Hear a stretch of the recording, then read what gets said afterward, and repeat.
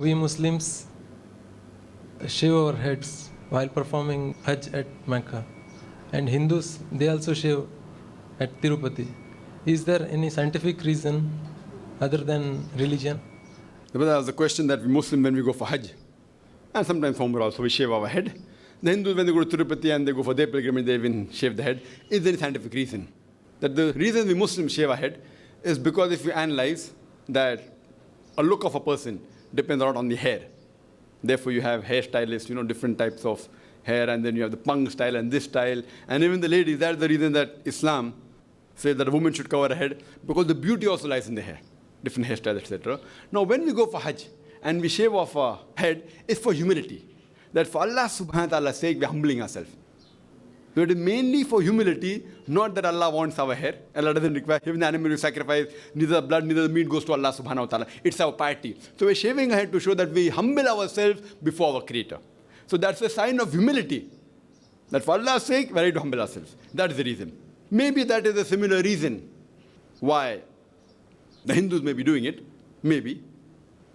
But I mainly in my talk, people ask me, that why didn't I use these examples in my talk, similar to the Hinduism and Islam? And I said, I'm talking about those similarities which are not known by the general public. And certain things may be a coincidence or may be a fact. But that doesn't get them closer to Tawheed. For example, we circumambulate around the Kaaba. The Hindus all circumambulate around the statue. The reason we circumambulate is because it's a commandment of Allah subhanahu wa ta'ala and a prophet. The logical reason I can give is because when we circumambulate around the Kaaba, we are testifying there's one Allah subhanahu wa ta'ala.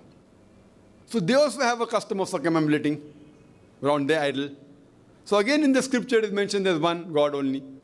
So I mainly have gone to the scriptures, quoting their scriptures about the authenticity, which is more powerful for me rather than quoting these examples, which they'll be satisfied. Now we're circumambulating, we're doing right. But what they're doing is wrong. They circumambulate around an idol. So I purposely leave out these similarities, which may be very striking in front of a normal human being, but may mislead a person. So I give examples of those things that do not do idol worship, as mentioned in the scripture. That's much more better to get them closer towards Islam, rather than mentioning these things like circumambulation or shaving the head, etc., which is a fact. So why we do, I'm giving the reason. It may have been the same reason there, but because they've manipulated it with an idol, which is not the case in Islam, the moment I give that similarities, it may mislead a person. That is the reason in my talk, which is commonly known by many people. They may not have thought over it, but it's commonly known that when they circumambulate, they're circumambulating around an idol.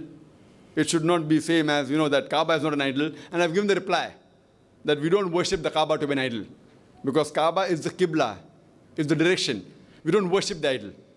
And as I've given my answer, various reasons I've given, including that at the time of the Prophet Muhammad, there were Sahabas who stood on the Kaaba and gave the azan. This indicates that we don't worship the Kaaba.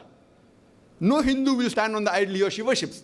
So I bring out the differences also, not trying to mislead a person. That's the reason I didn't include this. But the reason we shave our head is for humility, humbling ourselves in front of the Creator. Hope that answers the question.